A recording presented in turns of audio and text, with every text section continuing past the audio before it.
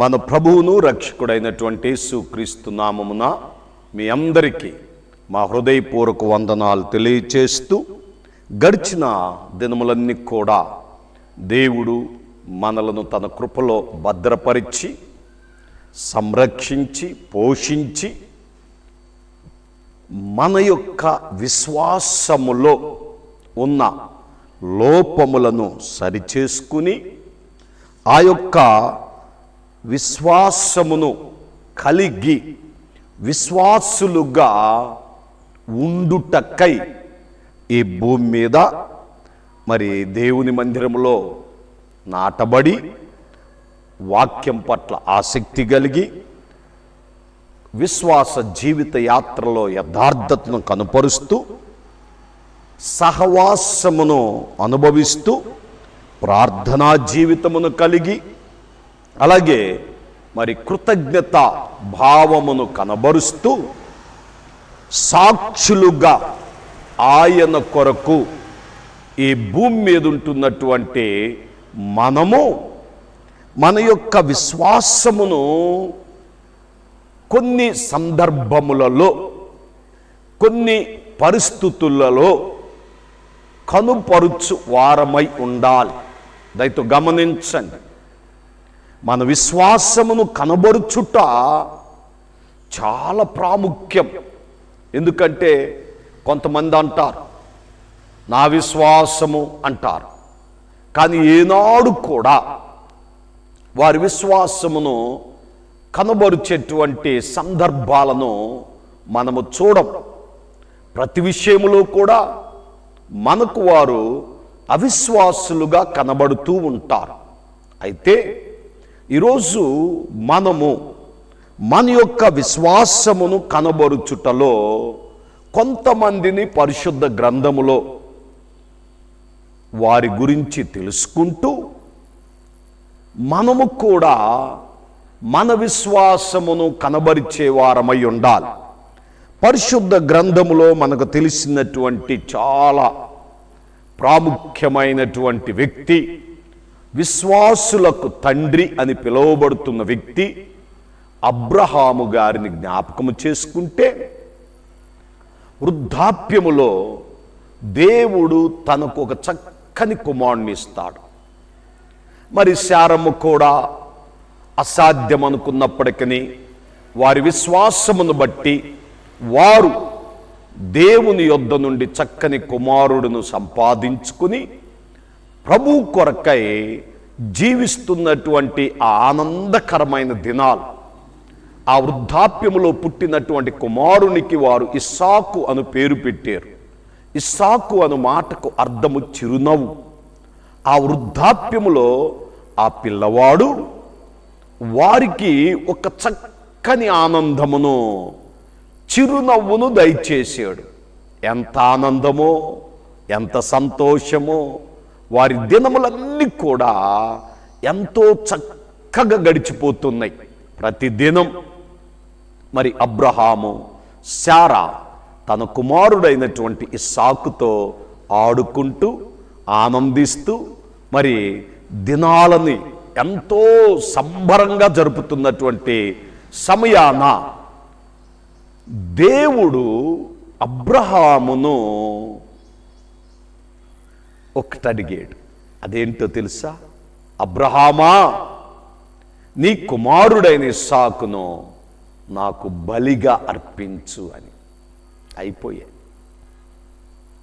ఆ వృద్ధాప్యములో వారు పొందిన ఆనందం, వారు అనుభవిస్తున్న ఆ చక్కని ఆహ్లాదకరమైనటువంటి జీవితం నీరు గారిపోయింది. అయితే అబ్రహాములో ఉన్న విశ్వాసము దేవుని యొక్క హృదయాన్ని తాకింది. అలాగే దేవా, నీవు అన్నట్లే, నీవు కోరినట్లే నా కుమారుణ్ణి నీకు బలిస్తానని చెప్పి కుమారుణ్ణి, కట్టెలను, కావలసినటువంటి కత్తిని, వీటన్నిటిని తీసుకుని గాడిద మీద పెట్టి చక్కగా ఆ కొండ మీదకు వెళుతూ ఉన్నాడు.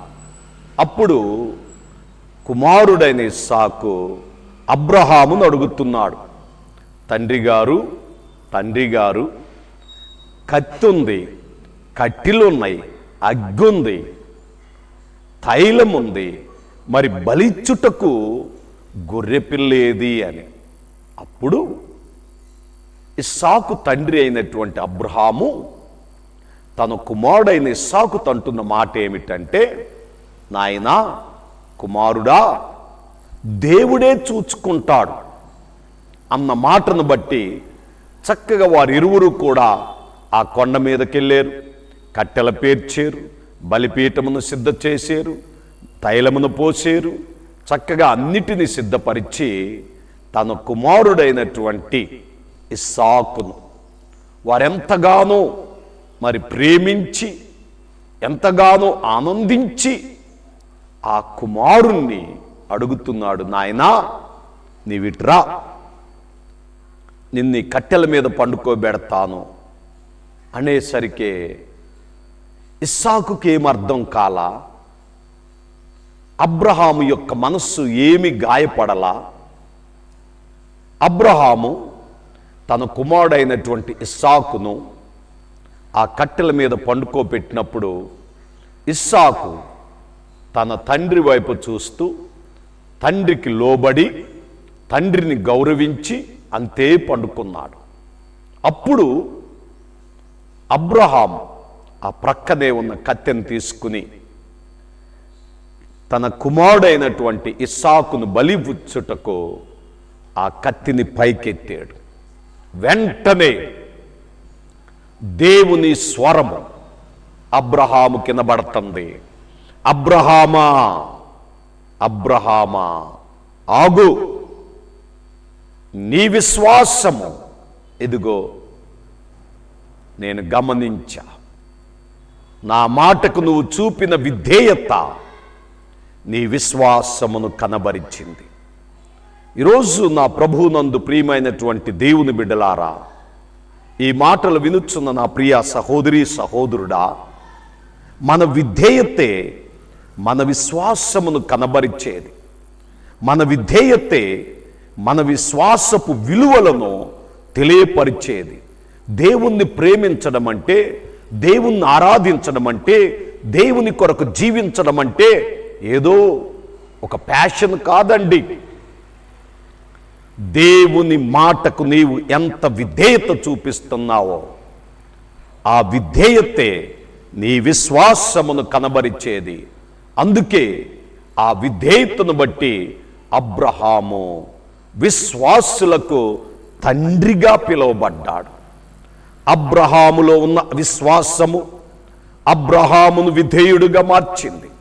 అబ్రహాములో ఉన్న విశ్వాసము తన కుమారుడైన ఇస్సాకును బలి ఇచ్చుటకు వెనుక తీయక దేవుని మాటకు విధేయుడై అబ్రహాము తన కుమారుణ్ణి బలి ఇచ్చుటకు వెనుకాడల. అది విశ్వాసమును కనబరిచేటువంటి స్థితి.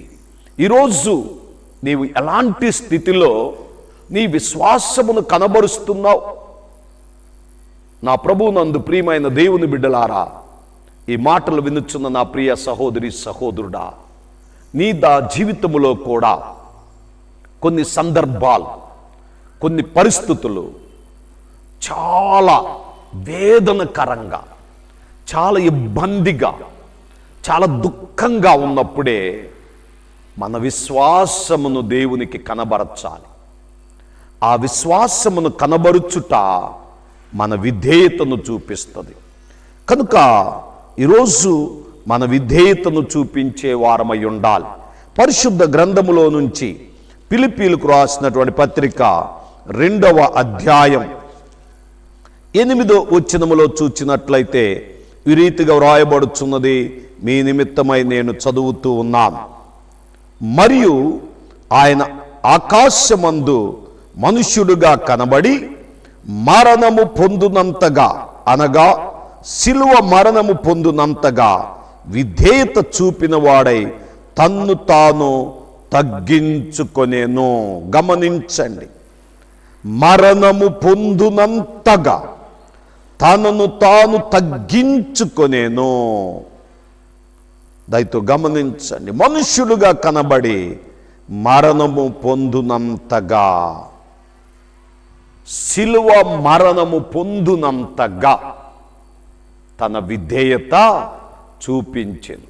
ఈరోజు మన ఎదుటే మరణము లేదు, మన ఎదుటేమి ఖడ్గఛేదన లేదు, కానీ కేవలం ఈ భయాలకు, ఈ ఆందోళనలకు, ఈ సాతాను కుయుక్తులకు మనమేమైపోతున్నామంటే మన విధేయతను కనబరచలేకపోతున్నాం. నా ప్రియ సహోదరి సహోదరుడా, దేవుడు మన విశ్వాసమును చూడడానికే మన ఎదుట పరీక్షలు పెడతాడు. మన విధేయతను తెలుసుకోవడానికే ఆయన మనలను కోరతాడే తప్ప ఆయనకు మనం ఇచ్చే అంతటోళ్ళమా? ఆయన యొక్క దయ లేకుండా ఈ భూమి మీద మనమేమైనా పొందుకున్నామా?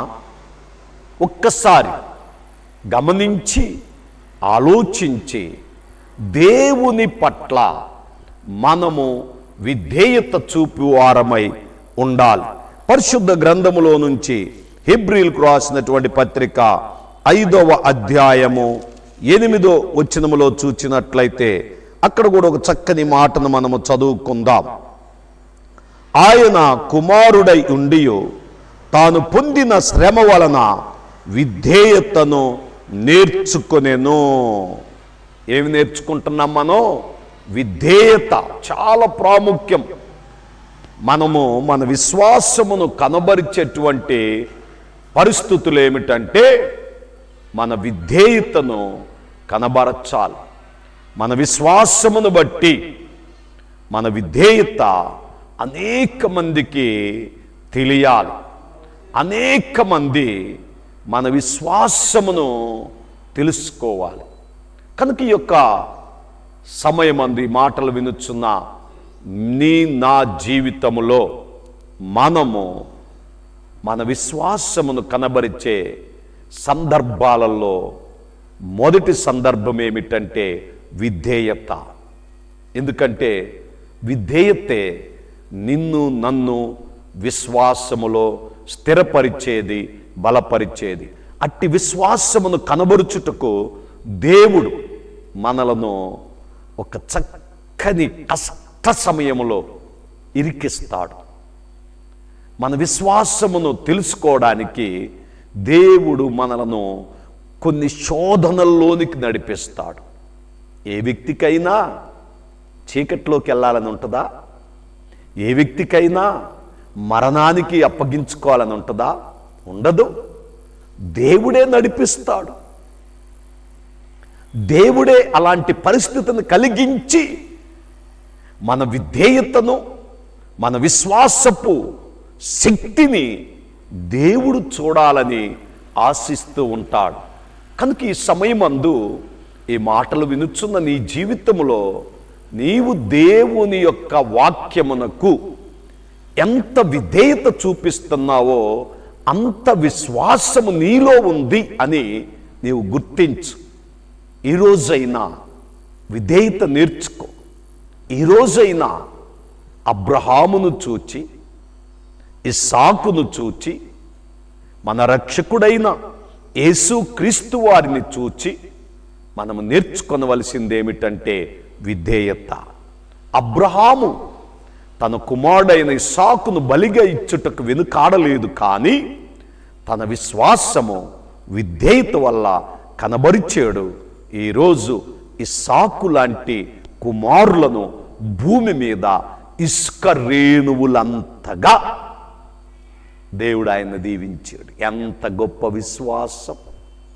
యేసుక్రీస్తు వారు మనుష్య కుమారుడుగా ఆయన జన్మించినప్పటికీ శిలువ మరణము పొందునంతగా తనను తాను తగ్గించుకుని దేవునికి తన విధేయతను చూపించాడు.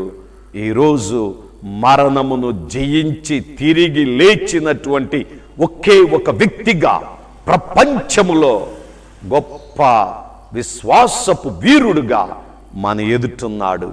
ఈరోజు మరణమును చూడనటువంటి జీవితము కలిగి ఉన్నాము అంటే ఇది దేవుడు మనకిచ్చినటువంటి విధేయత. ఇట్టి విధేయత వలన మన విశ్వాసమును కనబరుచుకుందాం, విశ్వాసములో ముందుకు సాగిపోదాం. దేవుడు తన మాటలు మన ఎన్నికలు దీవించి ఆశీర్వదించును గాక. దేవుడు మిమ్ములను మీ కుటుంబములను ఆశీర్వదించును గాక. ఆమేన్.